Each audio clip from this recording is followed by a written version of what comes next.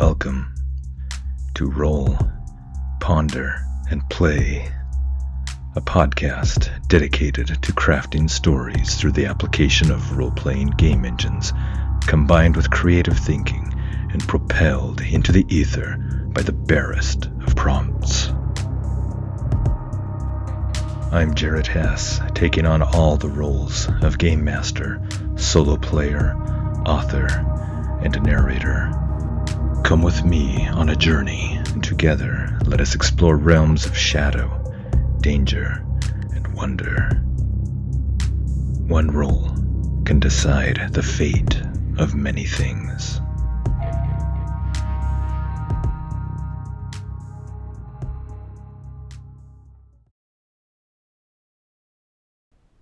Welcome to episode 4 of the Queen of Shadows podcast on Roll, Ponder, and Play. I'm Jared Hess, your friendly neighborhood game master, solo player, author, and narrator. In our previous episode, Aelwyn chases the retreating figure and ends up in a clearing where she finds ancient stone blocks and 2 strange iron pillars. She investigates the pillars and, to her surprise, realizes she can read at least some of the angular runes on their faces. She remembers how her mother had taught her the skill through a deep study of the iron discs. At the base of one of the pillars, she discovers a panel, which she presses. It opens, spewing out a large cloud of white dust. Dust, she realizes with growing horror, that is likely from dried bones ground to dust, from a sacrifice of a little girl made to some power. She mourns such loss and vows to find out if her mother was affiliated with such a cult, and if so, to stamp them out. Upon making the vow, she finds the way back to her brother and Dristan revealed. She spends the night in the forest and dreams of the child, who tells her thank you. The next morning, she returns to Aaron and Dristan, and they resume their journey towards Rock River to find Mabon, the chieftain of Frostbridge, and their father Codvale. As we begin this episode, Aelwyn's stats are Edge 2, Heart 1, Iron 1, Shadow 3, Wits 2. Current assets: Archer, initial box; Cutthroat, initial box; Shadow Walk, initial box. Current statuses: Supply 3 out of 5, Spirit 4 out of 5, Health 5 out of 5, Momentum 4 out of 10. Current debilities: none. And now, on to episode 4 of Queen of Shadows.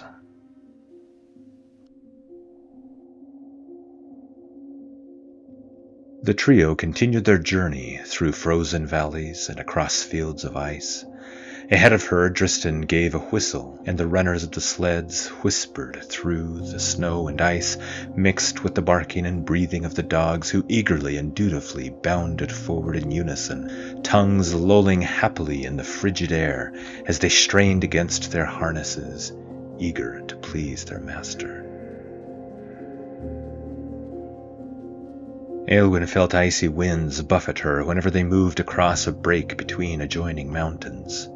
They whipped up whirlwinds of swirling white, momentarily obscuring her vision, icy flakes biting at her nose and cheeks.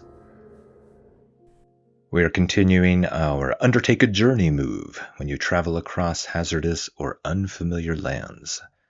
First, set the rank of your journey. So we've already set the rank of the journey. We've set it to Troublesome, and on that track we are now 7 out of 10 boxes completed. So rolling on the action dice, I rolled a 6, and add +2 for my wits. That gives me an 8 against the 2 challenge dice of 6 and 7 for a strong hit. On a strong hit, you reach a waypoint. If the waypoint is unknown to you, envision it, ask the oracle if unsure. Then choose one. You make good use of your resources, mark progress. Or you move at speed, mark progress, and take +1 momentum, but suffer -1 supply. Well, I am narrating this many months after I've actually played it, and I never recorded what I actually chose, so I'm not sure. But the main point is that we do make progress, and we do have our 10 out of 10 boxes filled out. But first, let's describe this waypoint. After several hours of travel, in the distance far below them, they saw the pure, deep blue depths of a lake at the base of a mountain, its surface frozen over. The lake was fed by a huge glacier. The Lake of Mirrors, it was called, and across its icy surface, Aelwyn saw snow scurry and dance, where patches of gray-blue ice reflected the mottled gray sky above them. Only once a year in the warmest summer did it ever thaw, and nearby settlers would then come to fish on the ice. Okay, so they'll push on to complete their journey to the settlement of Rock River.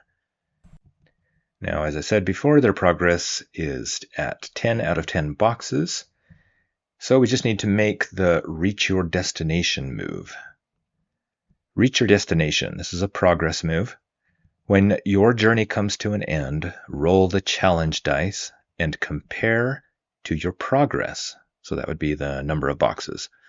Momentum is ignored on this roll. On a strong hit, the situation at your destination favors you. Choose 1, make another move now, not a progress move, and add +1, or take +1 momentum. On a weak hit, you arrive but face an unforeseen hazard or complication. Envision what you find. Ask the oracle if unsure. On a miss, you have gone hopelessly astray. Your objective is lost to you, or you were misled about your destination. If your journey continues, clear all but 1 field progress and raise the journey's rank by 1, if not already epic. Well, since our progress is 10, we shouldn't fail unless we roll 2 10s here. And that would just be sheer bad luck. Okay, rolling the dice. A 9 and a 9. Wow, 2 9s. So it remains a strong hit, but that's close. She'll take momentum, so her momentum is now at +4. And since the challenge dice don't beat the 10s, they successfully complete their journey and arrive at Rock River. But that match, the 2 9s on the challenge dice, means some narrative twist occurs. And I have an idea of what that might be. Aelwyn, Aaron, and Dristan crested a cut between 2 peaks, and down below some ways they saw the settlement of Rock River. "We made it," Aelwyn said. She shielded her eyes and looked down. She had been here only once before, when she was younger. Rock River had been built atop a rugged rock that jutted from the surface of a placid river that originated from an underground source on a nearby mountain. Some called the rock the island, and it was, albeit a very small one. The river was fed by other numerous streams and runoff when in the springs the snows melted some. And by something else, perhaps some underground hot springs kept the water ice-free, even in the coldest winters, except along the river's edges. But ice-free did not mean warm. The water was pure, frigid, and ice-cold. The river, moving further south, picked up speed and dropped off into a roiling waterfall hundreds of feet below. "Shall we go down?" Aaron asked. "We can maybe find news of Father and Mabon," he amended, glancing back over his shoulder at Dristan coming up behind them. "Plus, I could use a good hot meal, and there's bound to be something with all the cooking going on down there from all that smoke." His voice trailed off, and he and Aelwyn looked at each other. Then together they wordlessly dropped to a crouch near the ground, ensuring they weren't backlit on the ridge. Aelwyn felt her heart beating inside her chest, her eyes alert. Aaron rested one hand on his belted axe. Dristan was humming under his breath, clucking to his dogs, his sled still coming up behind them. "Shh!" They motioned Dristan to stop and for him to quiet himself and his dogs. He gave them a puzzled look, then nodded, trying to settle the hounds. One dog came up to her, whined happily, its tail wagging, and tried to lick her face, clearly unaware of the possible danger. "Quiet," she scolded, and pushed the dog's head away. Dristan moved in a crouch to a nearby boulder and looked down upon Rock River with them. "What is it? What's going on?" "Trouble," Elwyn said, and pointed. Okay, this is the twist from the double nines. Do they see any dead bodies? I think that is likely. A yes. Any movement down below? A 50-50 chance. Yes, but. Movement then from the injured or the dying. Below them, Rock River lay in ruin. Charred wood and wisps of gray smoke from some still smoldering homes drifted upward, and they smelled clean snow mixed with the acrid smell of burnt lumber. From this distance, it was impossible to see details. "Let's get closer," Elwyn said. "That boulder there, one ridge down." "Tristan, keep the dogs tied up here and keep them quiet. Aaron and I will check things out." Tristan nodded and gathered the hounds together as Elwyn and Aaron set off. They arrived at the lower ridge with the boulder and looked down upon the settlement again. They were much closer now and could see bodies lay scattered about like so much driftwood. Ravens circled overhead, and some landed on frozen corpses to peck at the flesh of the fallen. "There," Aaron said in a low voice. "Movement." He pointed, and Elwyn saw a man roll over onto his back near one of the half-burned yet still smoking longhouses, an arrow in his midsection. A blackened beam sputtered out gasps of gray smoke fitfully. She heard him groan from his pain. "See any raiders?" Elwyn asked her brother. Unconsciously, she had pulled out her bow and set an arrow. Aaron and she both looked for a long moment. He slowly shook his head. "I think any raiders have already left." "Me too. Come on, let's talk to him and find out what happened." She stood and led the way down into the settlement and to the wounded man. Is the wounded man a settler of Rock River? I think that is likely, and the oracle agrees with a yes. The man held a hand gingerly near his wound, crimson blood oozing out slowly around the shaft protruding from his gut. He started when they approached. His right hand frantically pulled out a dagger, while his left hand hovered near the base of the arrow shaft, fist clenched in pain. "We're not going to hurt you," Elwyn said, and the man slowly relaxed. She knelt beside him and examined the wound. "Let's find out how bad this wound is. Will the man die from the gut wound? I think it's likely, but let us ask the oracle." I get a no, but. I interpret that as, but with no one to take care of him, he will die. Does this man know who attacked them? Again, likely, and I get a yes. Elwyn had done a fair bit of hunting and had seen enough death to know wounds. The shaft had gone clean through the man's side and had miraculously missed any organs. This wound would not be fatal under normal circumstances, as long as the shaft was removed and the wound cleansed and bound. And he had days of bed rest. Days she did not have. She frowned. "Nate, take them," he gasped, and his hand clawed at the air, but didn't dare grip the base of the shaft protruding from his side. "Warriors from Clan Chief Uzak. I fell unconscious from the pain, and they must have thought me dead. They're gone now, though." He bit off a curse and groaned from Elwyn's continued prodding. "Your fingers feel like fire, girl."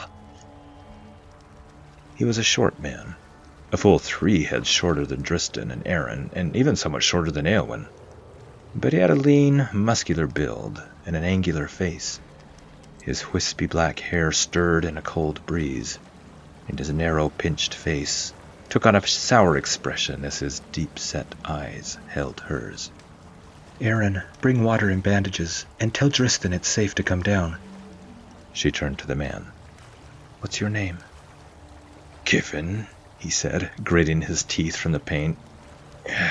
I'm a trapper and fisherman here." "This might hurt," she said. "Already does," he said, sweating from the pain. She snapped off the fletching on the arrow, and he groaned. "This will hurt even more. Bite on this." She stuck a stick in his mouth. Then she slowly moved the shaft out through his back. It came out darkly wet with his blood, and the man groaned, his eyes going wide, tears leaking from their edges. Then, gasping in ragged breaths, he sagged back into her arms. She removed the stick from his mouth. "Damn, girl, that did hurt," he said. Aaron and Dristan came back, bringing the sleds with their dwindling supplies atop them. She tended Kiffin's wounds, wrapping clean bandages around his middle, stitching the wound with needle and thread, and before doing the final loop, she put some of Mother's paste from a clay jar into the wound. It would help against infection and the pain. Dristan saw to the dogs and their supplies, while Aaron looked about for anything of use. Does Aaron find any supplies? I won't bother with a typical resupply move here. This is just a simple oracle question. 50-50, I get a no. What about any weapons or armor on the Fallen or in any homes? No and. Everything's pretty much looted then. Has Éowyn heard of Uzak? Yes, and. Later, they gathered together around a pot of stew and hard bread in a half-burned longhouse. From the many half-destroyed homes, they had enough scrap wood for a warm fire for many days. "Tell me about the attack," Aaron asked, motioning with a wooden spoon, his mouth slowly chewing as he watched Kiffin. "Our warriors gave a good accounting for themselves before they were put down," Kiffin said. "We managed to kill some of them and wounded some others. They took their wounded away with them on some wide sleds, along with any weapons from the Fallen. Their own dead they tossed over the falls. The women and children were put in wooden cages also on sleds pulled by dogs." As they talked over food, something he said pricked Éowyn's memory. "You said the man who attacked was named Uzak? I've heard that name before." A distant memory revealed a large and muscular bald man with a nose ring and a patch over one eye, an angry scar running vertically through his eye socket and down his face. "Was he a big man?" Kiffin spat to the side. "Aye. And he's got a nasty scar running down his face. He's a shifty bastard, he is. He came through here 5 or 6 years ago, claiming he'd be clan chief some day. We laughed at him, sent him packing, with a few bruises on his face. Looks like the lout actually managed it. If you can call control over 3 villages on the border between the Veiled Mountains and the Tempest Hills a clan. He calls it the Wolf Fang clan. He even has some wolves as pets. Carries a red banner with a wolf's head and a fang on it." He sucked on some broth from the stew and chewed some bread softened in water. "He used to be part of our settlement 10 years ago, I think," Éowyn said, looking from Aaron to Dristan. "Though I was only a girl at the time, but I do remember him. I think he stole something from us." Aaron nodded slowly. "Aye, that be the right of it." Dristan nodded his shaggy head as he mended a harness on one of the dogs in between bites of stew. "Your father confronted him and nearly killed him. But Mabon the dolt showed some mercy on him and only exiled him. Should have killed him then and there. Would have made things simpler. But he was nothing more than a petty criminal then. Well, his crimes got a lot worse, Kiffin said. He came up to Rock River with his men and said he was putting together a war band and needed soldiers. Our men refused. He claimed these lands were his. Can you imagine that?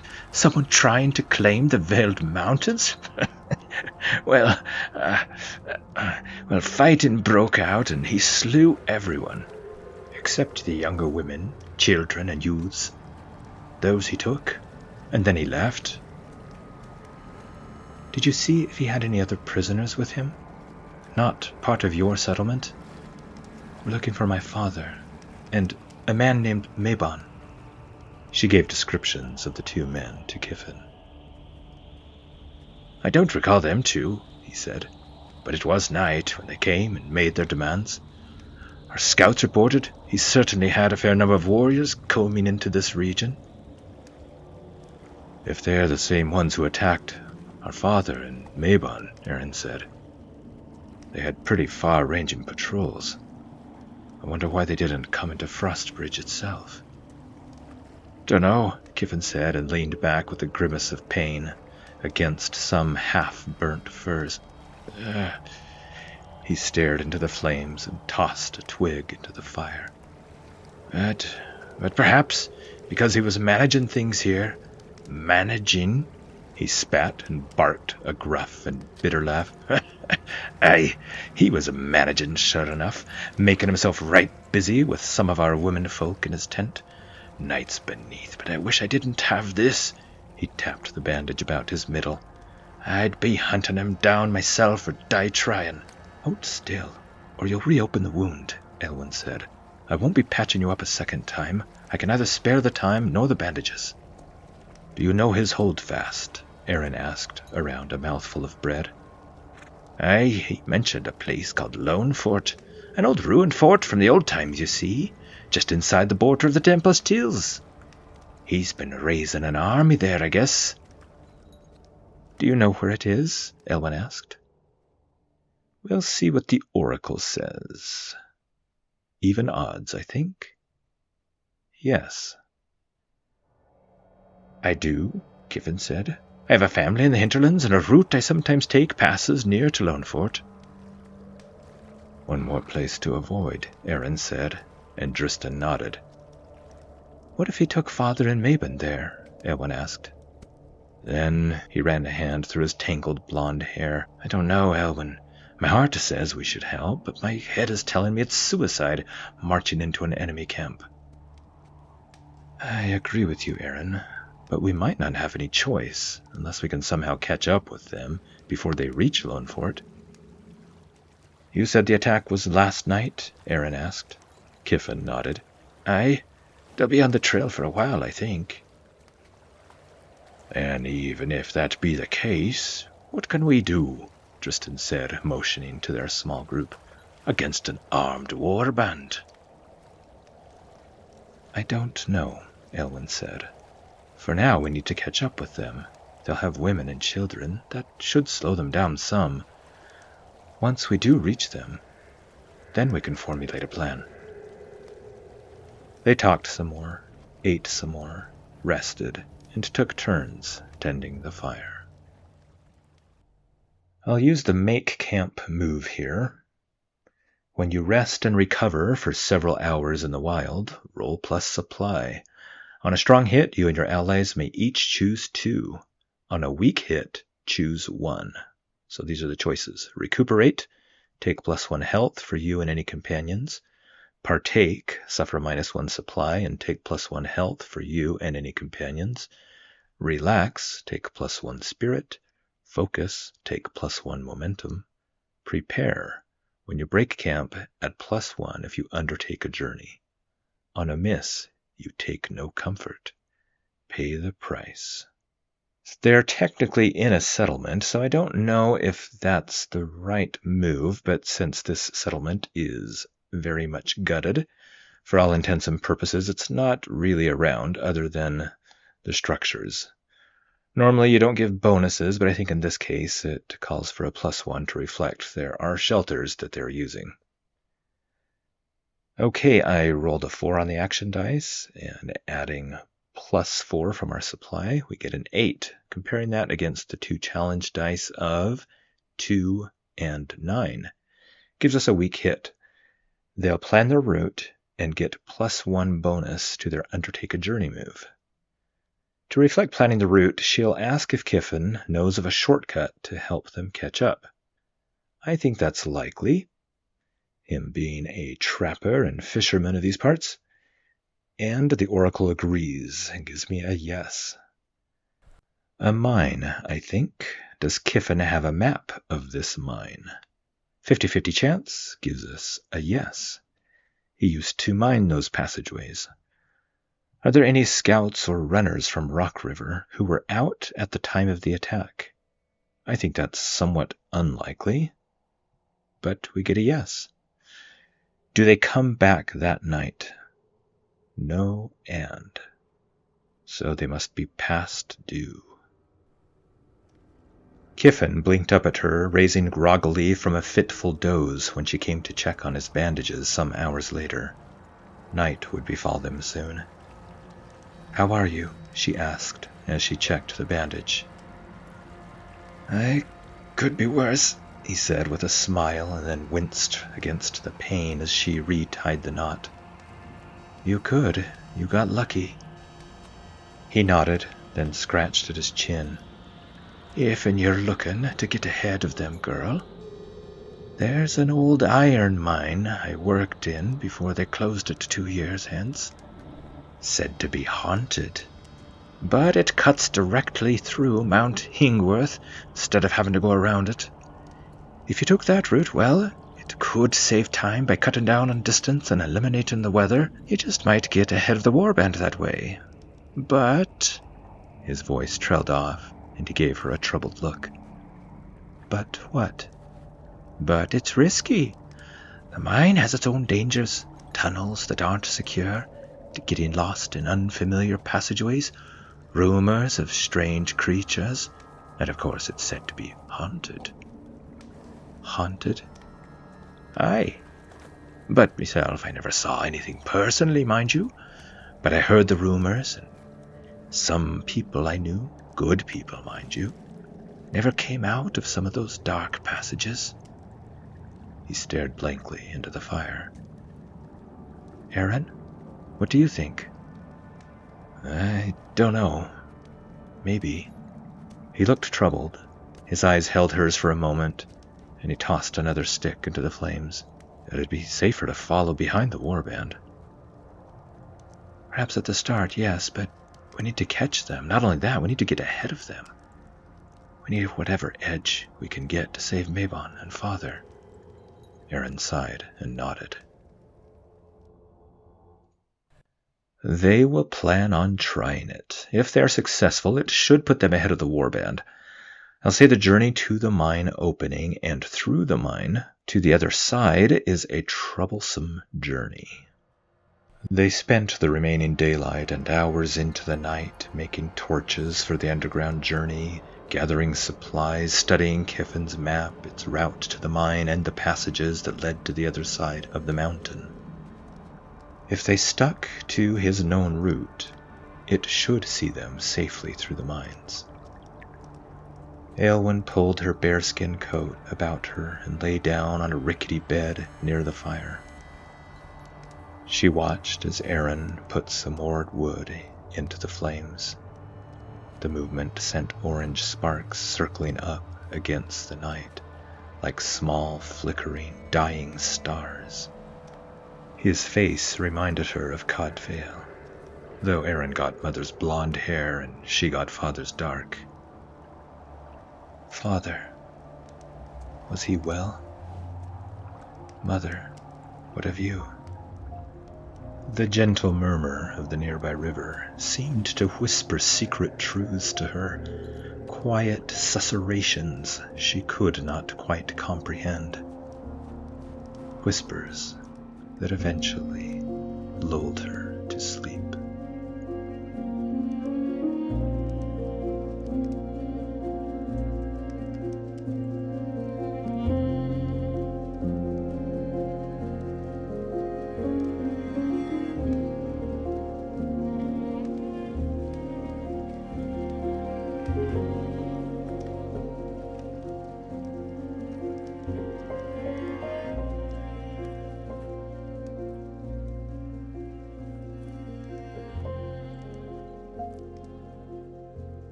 Thank you for joining us, and I sincerely hope you enjoyed what you experienced. If you would like to support Roll, Ponder, and Play, you can do so by joining my Patreon at patreon.com/Roll, Ponder, and Play. There you can also find transcripts, show notes, and other projects I'm involved in. If you would like to reach out to me, you can find me on Patreon or on Discord at Roll, Ponder, and Play, or by email at rollponderandplay@gmail.com. Until we meet again, may your own dice rolls ever bring you success.